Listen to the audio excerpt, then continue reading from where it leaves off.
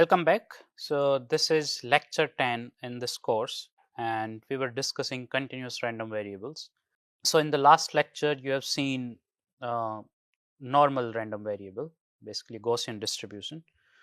If let's say you have a random variable x which has a normal distribution with mean mu, standard deviation sigma, and its PDF is given by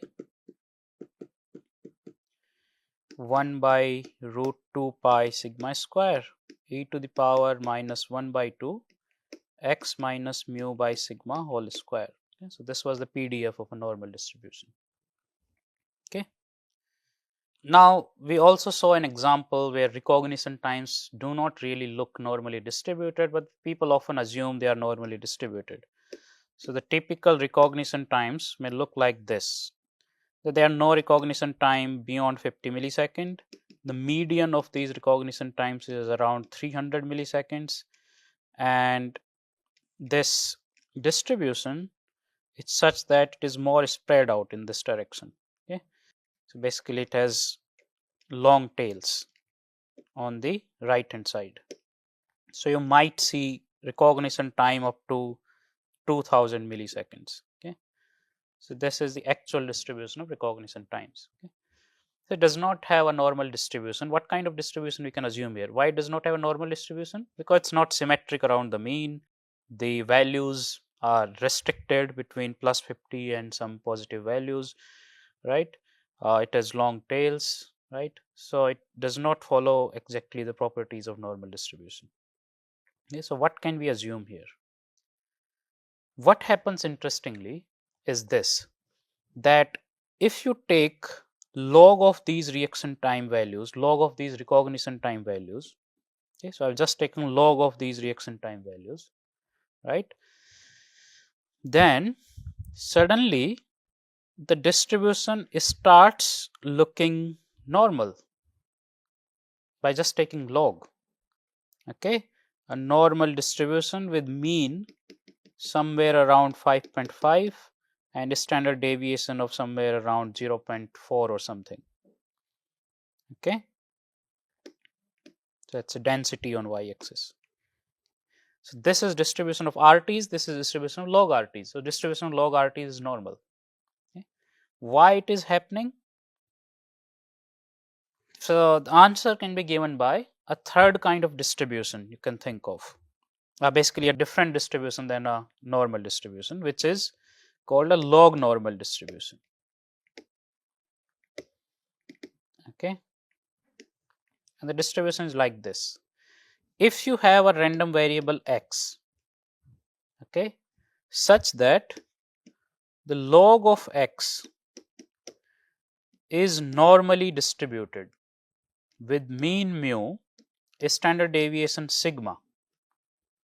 Okay, so if this is true, then x is said to have a log normal distribution. So basically what it implies is that the random variable x will have a log normal distribution with same parameters mu and sigma. How? So the PDF is given by this of a log normal distribution. PDF of a log normal distribution is given by this, root 2 pi sigma square, but there is also x term here in the denominator, and then e to the power minus 1 by 2. Here rather than x you have natural log of x minus mu divided by sigma whole square. This is the PDF of a log normal distribution. It's slightly different from the PDF of a normal distribution. So this is what happens. Okay, so if you have a random variable x, okay, such that the log of x is normally distributed with mean mu, standard deviation sigma, then x has a log normal distribution with parameter mu and sigma. Now mu and sigma here is exactly not the mean and standard deviation. These parameters have a different meaning now. Okay, so x is said to have a log normal distribution. So what you can say here in this case, because log RTs are normally distributed with mean somewhere around 5.5 and sigma around 0.4, what you can say is that actual recognition times have a log normal distribution with this parameter mu around 5.5 and sigma around 0.4. Okay. So, this is the statement you can make about recognition times. So, a log normal assumption is more valid for these recognition time or reaction time kind of data. Okay. Because why? Because log of RT seems to be normally distributed. Okay. So, log normal distributions have this property. So, if you draw random values from a log normal distribution, let's say random values of x which is normally distributed. So, let's say x as log normal, mu equals to 5, sigma equals to 0.25 kind of distribution, okay, rather than 2.5, let's say 0.5, sigma is 0.5, okay, and on y axis you have probability density. The distribution would look something like this. First, the x will always be positive. Okay, that's the first property of log normal distribution, that the values of the random variable will always be positive. Second, they will be skewed towards right hand side such that you would have long fatty tails on the right hand side. There will be some median value, so which can be given by actually this. So, if you take exponent of 5, that will give you the approximate median value. So, let's say in this case around 270 or something, and there would be some spread determined by both mu and sigma, okay, but importantly it's asymmetric, it is always positive, and it is asymmetric in the right hand side. So, there are long fatty tails on the right hand side, okay. So, it allows longer values, it allows large values of x, fewer, but it allows larger values of x. So, this is a log normal distribution. Okay. By the way, can you take a look at the PDF of the log normal distribution and figure out why it always takes positive values? Just take a look at the PDF of the log normal distribution and try to figure out why it always takes positive values. Because of this, see here, it's natural log of x. You cannot take natural log of x if x is 0 or negative, right? This is only possible if x is positive. So, that's the domain of this PDF of a log normal distribution. So, basically all the possible values of x this distribution can take has to be positive values. Okay. So, this is how a log normal distribution looks like. Now, mu and sigma will determine how it would look like, right? So, for example, exponent of mu would be the median of the distribution, right? And mu and sigma together would determine how much would be the spread, right? So, even a small minor change in mu would cause a huge change in the location of this distribution. Alright, so this is a log normal distribution. It's a very useful distribution for characterizing recognition times. So, for example, I often assume that reaction time or reading time observations have a log normal distribution, right? So, that's a reasonable assumption to make compared to the assumption that they are normally distributed. Now, another distribution that could be useful and at least useful for understanding logistic regressions is the beta distribution. Okay. So, think of a random variable x which can take values only between 0 and 1. This is the basically set of all the possible values x can take. It is between 0 and 1. Okay. It can take 0 and 1 as well, but the values are, so it's a continuous random variable. It can take any value between 0 and 1. Okay. What kind of probability distribution you can assume for this, right? So, the possible probability distribution for x. So, for example, you can think of a normal distribution in such a way that values of x are normally distributed between 0 and 1 such that the central tendency is at 0.5, and then distribution is spread out equally in both directions, but the values are truncated at 0 and 1, so that this cannot take any value less than 0 and greater than 1, right. This can be called truncated normal distribution. Okay. So, that is one kind of distribution you can assume when a random variable takes values between 0 and 1. Okay. But let us think about the underlying generative process. So, how these values were generated? So, let us say you are interested in modeling what proportion of responses were correct in an experiment. Okay. So, people are giving let us say responding to some queries, okay, and you are interested in modeling what proportion of responses was correct.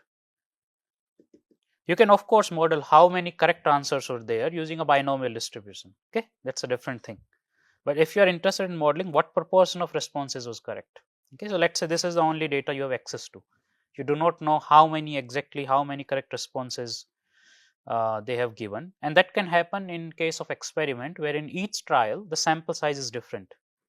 Okay, so let's say in each experiment sample size is different. In that case, you cannot use a binomial distribution. You can use a binomial distribution where the sample size is same. Okay, but if you have access to only proportion, which makes more sense because if sample size is different, then you would want to model what proportion of responses were correct. Okay, now proportion can have any value between 0 and 1. Okay, so this is exactly kind of random variable. This is exactly kind of generative process that can generate values between 0 and 1. Okay, in that situation, a useful distribution is a beta distribution, okay, which has a PDF like this. Probability density function of a beta distribution, let's say x has a beta distribution, it has two parameters. These are both shape parameters. We call them shape 1 parameter, shape 2 parameter, right. So, let's say alpha and beta. The two shape parameters, alpha and beta. So, the PDF of the distribution is given by this: f of x alpha beta equals to alpha plus beta minus 1. Sorry, let me write it again. Alpha plus beta minus 1 factorial divided by alpha minus 1 factorial, beta minus 1 factorial, x to the power alpha minus 1 and 1 minus x to the power beta minus 1, okay, where alpha and beta are greater than 0. Okay, so this is the distribution. Now, this is the PDF of a beta distribution. So, there are two shape parameters, alpha and beta. So, here alpha and beta do not have a direct meaning as in case of normal distribution. So, you cannot interpret alpha as the location and beta as the spread. They do have some interpretation, we will see what is that, but they are not exactly, they do not exactly map to location and spread. We call them shape parameters. So, this is shape 1 parameter, this is shape 2 parameter. So, this is how the PDF of a beta distribution is given, right. Is alpha plus beta minus 1 factorial divided by alpha minus 1 factorial into beta minus 1 factorial, and then x to the power alpha minus 1, 1 minus x to the power beta minus 1. Okay. So, let us see an example. Okay. Let us see how it works. So, let us say alpha is equals to 1. Okay. So, let us say alpha is equals to 1 and beta is equals to 1. What would the distribution, what would the beta distribution look like in this case, right. So, what we are saying is that x comes from a beta distribution where alpha is 1 and this parameter beta is 1. Okay, what would happen? So, let us see. Now, one thing we know is that x can take any value between 0 and 1. Okay, so let us try what would be the probability density for different values of x.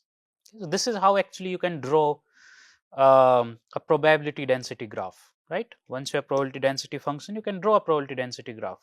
How?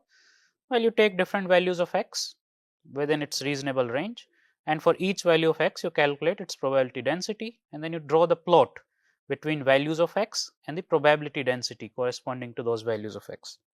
So, let us take different values of x here. So, let us say for x equals to 0.5, basically somewhere in the middle. Okay, what would be the value of this function? So at x equals to 0.5, so f of x equals to 0.5, when alpha is 1 and beta is 1 is given by this. So alpha is 1, beta is 1. So in numerator here you would have 2 minus 1 factorial. Here you would have 0 factorial, 0 factorial. X is 0.5. So 1 by 2 to the power. What is alpha? 1 minus 1. 1 by 2 to the power. What is beta? 1 minus 1. Right? So what you would have in the end? So you would have 1 here, 1 here, 1 by 2 to the power 0, 1 by 2 to the power 0. So you just have 1. Okay, is this correct? Yes.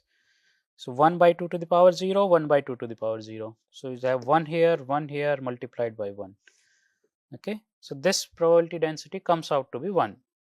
Okay, what would be the value for, let's say, x equals to 0.7, then alpha is 1 and beta is 1.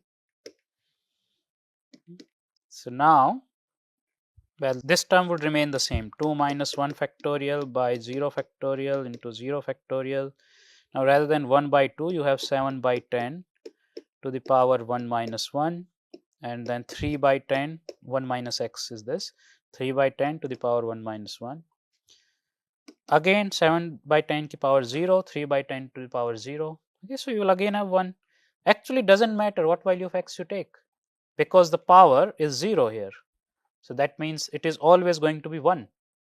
Okay, so exactly what is the distribution you are getting here? So if alpha equals to 1 and beta equals to 1, and let's say this is random variable x that can take any value between 0 and 1. Okay, so the density of different values of x is given by this, that all values between 0 and 1 are equally likely, and the probability density for all values between 0 and 1 is exactly 1. So if it is probability density on x-axis, this is exactly 1. Okay, so this is how the distribution looks like. There is also another name for this distribution, which is a uniform distribution between 0 and 1. We'll come back to it. This is the beta distribution when alpha is 1 and beta is 1. Okay, would it change if you take alpha equals to 2 and beta equals to 2? So let's say now I want to draw this distribution for alpha equals to 2 and beta equals to 2. So what would happen now? Now let us think at x equals to 0.5, what will happen? So the term here would be alpha plus beta minus 1. So basically 4 minus 1, 3 factorial divided by 1 factorial, 1 factorial, x to the power alpha minus 1, that is 1. 1 minus x to the power beta minus 1, which is 1. Okay, so what you end up getting, 3 into 2 divided by 2 into 2. Okay, so you get 3 by 2. Okay, now that's the probability density for x equals to 0.5. What would be the probability density for, let's say, x equals to 0.75, or let's say 3 by 4. Okay. Let's see, it would be 3 factorial divided by 1 factorial, 1 factorial, 3 by 4 to the power 1, 1 by 4 to the power 1. Okay, so it would be 3 into 3 into 2, 4 into 4. So it will look like this, 9 by 8. Okay, so it's actually a smaller value compared to this. Okay, so the probability density is decreasing when the value of x is 0.75 compared to it was 0.5. What would happen at x equals to 0.25, that is 1 by 4? Actually you would get exactly same value, 1 factorial, 1 by 4 to the power 1 and 3 by 4 to the power 1. You will get exactly same value, 9 by 8. Okay, so in fact it also looks symmetric. So what you will end up getting if you calculate this thing for different values of x between 0 and 1 is that it looks like a symmetric distribution around 0.5. So the highest value is at 0.5, which was I think 3 by 2 or something. So let's say 1.5, and it decreases and looks like this, symmetric around 0.5, and it decreases towards 0 and 1. Okay, so this is how a beta distribution with alpha 2 and beta 2 looks like. Okay. You can actually figure out what would be the average value for a random variable x which has a beta distribution. So if a random variable x has a beta distribution with parameters alpha and beta, the average value of x is given by actually alpha divided by alpha plus beta. Okay. So for example, if alpha is 2 and beta is 2, the average value is 2 divided by 2 plus 2. So that would be actually 1 by 2, 0.5. So let's say if alpha is 6 and beta is 4, then the average value would be 6 divided by 6 plus 4, that is 0.6. Now in this case, when alpha and beta are not equal, the distribution would not look symmetric. Okay, so in that case, the distribution would look like this. So 0.6, let's say, has the mean value.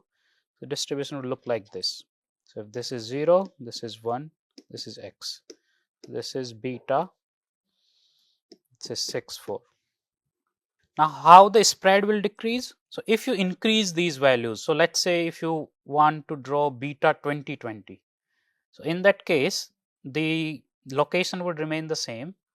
It will be still spread out around 0.5, but the spread will decrease. So it will look like this. So beta 2020 looks like this. This is beta 22. Okay. So that's how a beta distribution works. So you can use it to model any data, which is, let's say, a proportion data or a probability data. So probability of happening of something, because it would be now between 0 and 1, or proportion of certain responses or something, right? So for that kind of data, you can use this, or maybe ratio of something which is strictly less than 1. Okay. Now there is one more distribution we briefly mentioned for this case, basically beta 1, 1. What is happening here is that all the values of x, okay, what was happening in that case? That all the values of x between 0 and 1 have exactly same probability density. All the values of x have exactly same probability density. So all values of x are equally likely between 0 and 1, and they have 0 probability density beyond 1. Okay, so in this region probability density is 0, in this region probability density is 0, and between 0 and 1 probability density is equal. Okay, so they are all equally likely values between 0 and 1. This kind of distribution is called a uniform distribution. It has two parameters, lower bound and upper bound. What are the bounds here? 0 and 1. There are two parameters, a is equals to 0, b equals to 1. So it is called a uniform distribution between bounds 0 and 1. Okay. So if a random variable x has a uniform distribution with bounds a and b, okay, so lower bound a, upper bound b, then probability density of any value of x, which would be strictly between a and b, is given by 1 divided by b minus a. So that's the probability density. So it would be equal. So it just depends on a and b, but it would be equal for all values of x. So it does not depend on x at all. Right? So more generally, you can write, if this is a, this is b, and this is random variable x, all values between x and a would be equally likely, and this probability density for all these values between a and b is given by 1 divided by b minus a. Okay. So if you have a random variable x which has a uniform distribution with lower bound 2, upper bound 5, then it would look like this: 2, 5, all values between 2 and 5 will be equally likely, and what would be their probability density? 1 divided by 5 minus 2, so 1 by 3. Okay, so this is it. These are the common examples of continuous random variables. So just to remind you, we discussed a normal distribution and how it has two parameters that define the characteristic of a normal distribution. So you can think that a Gaussian process is the one which has a central tendency, and it has a parameter called spread, which determines the spread, and all the values are produced around that central tendency as a function of that spread. So if spread is more, you will produce values that are far from central tendency as well, but most of the values would be near central tendency. Okay. Then we saw log normal distribution, which is really useful for modeling reaction time or reading time data. We saw that a random variable x is log normally distributed if the log of x has a normal distribution, right? And we saw the PDF of the log normal distribution as well. Then we explored the beta distribution, which has two parameters, shape1 and shape2 parameter, and it is really useful for modeling proportions or probability data, because beta distribution is defined for a random variable that can strictly take values between 0 and 1. Okay, and given those shape parameters, you can visualize basically different types of distributions between 0 and 1, right? And this kind of beta distribution can also be useful for defining certain kind of prior distributions that we will later see in Bayesian modeling. For example, it could be useful for characterizing the distribution of probability of producing correct responses in, let's say, a word recognition task, right? So in a word recognition task, you would think that most of the responses would be correct, but still there would be some variability. There could be some in some cases where participant does not produce correct response. So a beta distribution could be very useful for characterizing what would be the probability of correct response. So probability of correct response could be given by a distribution like this. So let's say beta 9 1. Okay, so that the mean of the distribution is around 0.9 and there's some variability around it. Okay, so this is it in continuous random variables. So, and this concludes the lecture on random variables and probability. So we are over with the first phase of this course. Now in the next part, I will be covering Bayes theorem. So how do we use Bayes theorem for statistical inference? But before that, in the next couple of lectures, I will be talking about the likelihood function. Okay, so what is a likelihood function and why it later becomes useful in understanding Bayesian inference, and what is the basis of Bayesian inference, Bayes theorem. So we will develop it lecture by lecture. Okay, so all right, thank you very much. So we will stop here. Thank you.